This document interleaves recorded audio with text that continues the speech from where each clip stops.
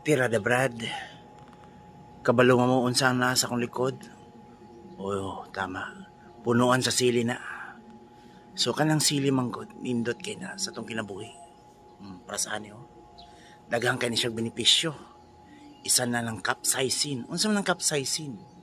Ang capsaicin mao kanang taas og anti-inflammatory component, pampataas og metabolismo. So napadyod siya taas og kanang vitamin C. So okay po na siya sa mga taas og kolesterol. So kani sili. So gwapo kay ni kauno ni siya hilaw. Ngaya para ma-avail din nimo ang whole benefits niya. Halang yun siya, halang.